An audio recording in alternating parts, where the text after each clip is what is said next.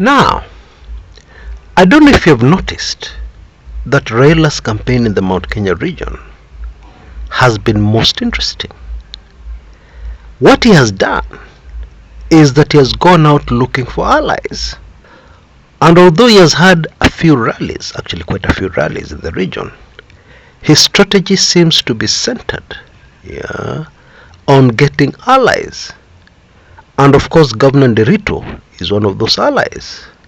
But there are a lot of other prominent people from Central Province and the Mount Kenya region who are clearly ndani kabisa in the Raila Odinga campaign. In sharp contrast, the Deputy President has focused on grassroots campaigns, accompanied by rookie or legislators who are not that influential in the entire region. People like Ndindi Nyoro, whom Kenyans had never heard of before 2017. The Deputy President has focused a lot on the optics. He has wanted Kenyans to see the huge crowds in Central Province at his rallies. And indeed he has attracted impressive crowds. But you need to be careful with crowds. You need to ask yourself questions like, are they all registered voters? They seem to be all young men. And it is no secret, many young Kenyans will go on the campaign trail, make a lot of noise, make a lot of claims, like one I saw recently, saying that Ruto will win by 10 million votes. Nakwambia analysts wa siku hizi. Now, this means that actually the Deputy President is taking a huge gamble. His campaigns in Central Province are a huge gamble. The kind of gamble where he could easily sweep most of the votes in Central Province or end up with hardly any votes. Raila campaigns in Central Province have been more focused on getting allies from the ground. Some people have criticized this approach by saying the rich men who Raila is seeking favor with have only one vote each. They don't have influence with the masses in the region. Seasoned political analysts who have seen many elections, on the other hand, have a different view. Their view is that anybody who believes that the rich men, the bigwigs in Central Province, will have absolutely zero impact on the number of votes Raila gets is dreaming. That cannot be possible. I mean, go to any region. The wealthy people in any region in Kenya and even beyond hold a lot of sway. They employ thousands in their companies, industries, businesses, whatever. And it is very easy for them to influence even the employees on how they will vote. It is very easy for them to have in-house quiet meetings where they give their huge number of employees good reasons why they should vote for a certain candidate. Bottom line, most analysts, not all, but most analysts agree that Raila Odinga, if elections were held today, would most likely sweep the board in the Mount Kenya region. Now back to today's topic. It would seem that this decision to have the governor of Laikipia as chairman of his election campaign team is a confirmation, because somebody who is seeking re-election would never accept such an appointment, knowing fully well that they have a bruising political battle ahead, a bruising election to get elected. Nobody in their right mind would accept such an appointment. And therefore, in accepting this appointment, it would seem that what Ndiritu is telling us is that he will ride on the Raila wave for his re-election.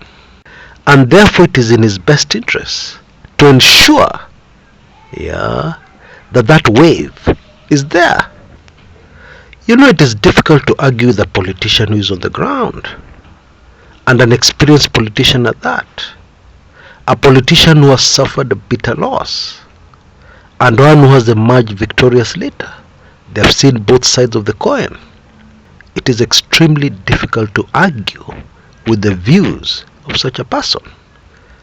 More so when you're seated in Nairobi.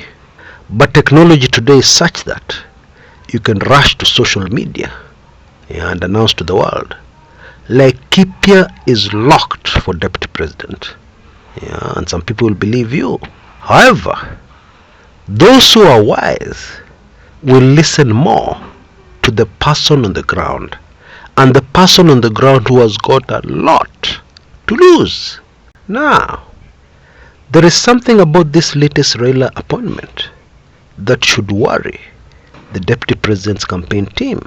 You see, the deputy president to date has not been able to successfully shake off the image he has of being a Rift Valley candidate, a Kalenjin community candidate. While in sharp contrast, Raila Odinga has very methodically, craftily, successfully managed to portray himself as a very national presidential candidate. Now, going forward, this will be very important. Indeed, it could decide the winner of the 2022 presidential election. In my opinion, this is where experience can really help a candidate. Raila Odinga has got a lot of experience in getting votes from many different parts of the country. In 2013 and even in 2017, Raila Odinga successfully portrayed himself as leader of all the other tribes in Kenya, save for the two dominant tribes that were the Jubilee Party going into the 2017 general elections. And what is very interesting and instructive is that this kind of image turned a lot of people who would have otherwise voted for Jubilee away from voting for Jubilee and ended up voting for Raila in protest that the Jubilee Party was dominated by Kalenjins and Kikuyus. In 2017 and even in 2013, Raila Odinga knew which buttons to touch to get that kind of message across. And therefore, naturally, this time round, is in pole position to ensure that he is positioned in precisely the same way. And indeed, if he is successful, the 2022 presidential elections will hardly be a contest. Raila will win by a landslide. And therefore, this is something that the deputy president's team needs to find a solution to as quickly as possible. Because the general elections are just a handful of months away.